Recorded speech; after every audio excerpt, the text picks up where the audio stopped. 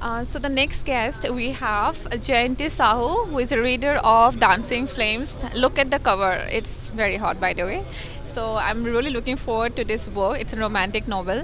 Okay, before start our interview, why don't you tell us are we enjoying the Invincible festival? It's raining over here, but are you having fun over here?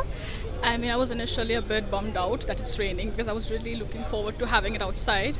But then I came in, the ambiance is really good. I met many speakers actually, and it's great. Yeah, there's food, there's music, there's all things nice. So yeah, I'm enjoying myself. So it seems like you're having fun. So let's start with your book, Flames. Why don't you tell me something about this book? Well, this is a romantic crime thriller. Well, I intended it that way. I wrote this book when I was 17 years old. Got it out when I was 18. I'm 21 now.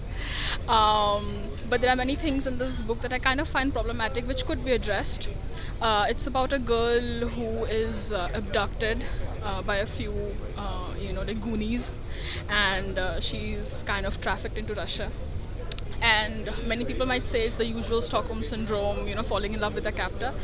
But then I try to bring a twist into it. I won't give the spoilers. I think you have to read it for that.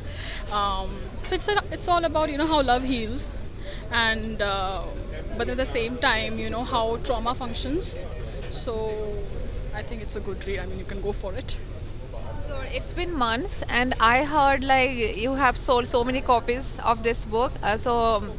Can you tell us like how many copies still like sold till date? Well, I think at first when I started keeping tab of the book, I had sold like 5,000 copies, but now I just had a word with Mr. Ajay Sethi, I believe, and he said that over 1,500 plus copies have been sold. So I'm feeling good about it. It's a good feeling. Of course, it's a good feeling. It's good when you write something and people read it. So yeah. You should feel good. It's 1,500 copies. So yeah, have fun, girl.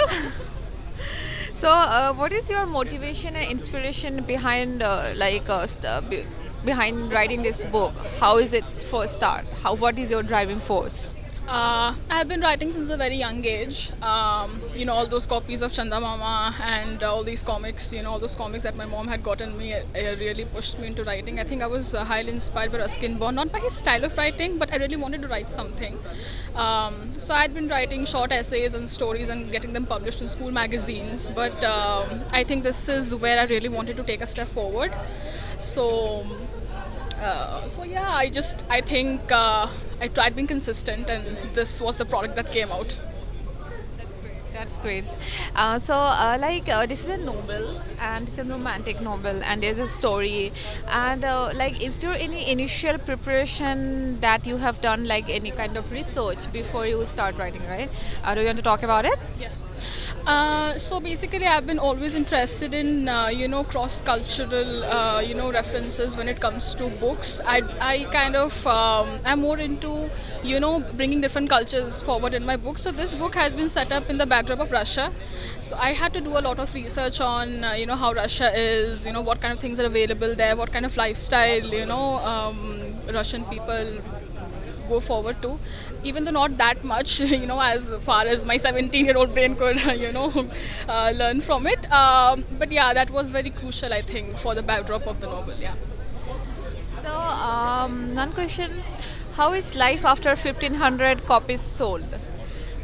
I wouldn't say it's much different, but yeah, I've been called on, I think, a few panels that I have turned down, but then I did participate in one. I'm meeting more people now, many, like more authors, and I'm interacting with people who have an interest in reading. So it has been a fun journey. Like this is kind of like legitimized my status as a writer. So it's been great. What is your family and friends' reaction after when they came to know the book is a hit, and how was their reaction about it? I think when I tell people that like I'm an author, because that's a part of my identity now, I believe, people are kind of shocked. They're like, they're odd, and they want to share about their writing experiences with me. So that goes great. About my family, well, my mom's a bit indifferent to it, but my dad's very happy because he has always wanted me to write, and I'm doing that now. So that's how my family reacts to it. Okay, so next question is like, is there any future plan? Like, are you working on any other project, any other book currently, like your second edition, something like that? I don't have a second edition or like a sequel to this book. This is just one individual piece. But yeah, I've been working on my poetry for the past 2 years, and now I'm working on another novel which is based on my experiences around Delhi. So that is what I'm currently working on, which is going to be very different from what I've written here. It's going to be more realistic. It's going to be more, what people relate to basically. So yeah, that is what I'm working on right now. If anyone want to find, like, anyone want to buy this book, where they can find it? They can find it on Amazon. They can find it on Barnes& and Noble's online store as well. They can find it on Snapdeal and all other leading, shopping platforms. You can look for my book, or just go on Google, and you can find many options of my book available there. You can also get it on, online format, like an ebook format, on Kindle as well. Okay, okay, sure. So, is there any social media handle that you have, like if your fans, your readers, that they can connect with you? Sure, I'd love to, hear from you what you think about my book. So you can either go to the Amazon review section and drop a comment there, or you can just reach out to me on Instagram via the_abstract_queen, or you can just reach out to me on my Facebook handle, that is Jayanti Sahu, which is open to everyone. I mean, it's a locked profile, but I'll accept it for you, no worries. That's great. That's great. So, one thing, is there any particular generation that you are focusing on, or any age, like an age group that you are focusing on? And if it's so, like, what is your message through this book to those people? I would not encourage like really young audience to go for it, but I would say maybe like it's like a young adult, or like even people older than that can read it, because it does contain some explicit stuff. So that's just me being responsible. And other than that, yeah, there's no concrete age level that I can restrict my book to. Yes. So my last question for you, like you are very young. You're very young. You started writing from when you were 17 years old, right? So, like, if someone from in your age, or maybe someone like more younger to you, more older than you, if they want to start writing, is there any tips from your side? How should they start writing? Well, I met this really cool professor back in Chennai, and I remember him saying that, write from your heart but edit from your head. So kindly do that. And I think the basic thing that one needs to do is just start writing, because there are a lot of people with thousands of ideas, and they're like maybe shy, they think they're not good enough to put it on paper. So just please do that. I mean, just start writing, and you'll just feel words flow out, through the ink of your pen. So I'd really encourage young generation to write, more and more, and really take this up. I really like your line.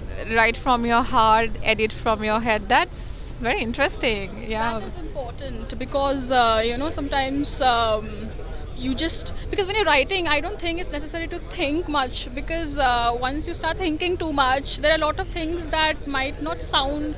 Like you omit a lot of stuff. So I think it's very necessary to write from your head and edit from your heart. Sorry, write it from your heart and edit from your head, because logic is also very important when you're writing a piece. So yes. That's great. Sir. That's great. Jayanti, the title of the book, Dancing Flames, it's very interesting, and of course, the cover is hot. So, how did you come up with this title? Dancing Flames, it's about the story of two people. See, flame is very abstract. Hot has both meanings. Flame is hot, and hot in the sense there's a lot of steam in the novel. But at the same time, it also represents pain and trauma, in the sense ki, I mean, can I just edit this part out? I'm so sorry, I just got nervous. That's right. Yeah. So what I was saying is, so flame is hot, it scorches you, So Scotch is, hot can be seen in both aspects. One is the romantic side, the fiery side of you. Then there's the traumatic side of you. So this is about two people. That's why it's Dancing Flames. It's about two people bound by love and trauma. So yeah, that's the reason behind it. That's great. That's great. I'm really looking forward to read this book because it's appealing. I'm glad So you had an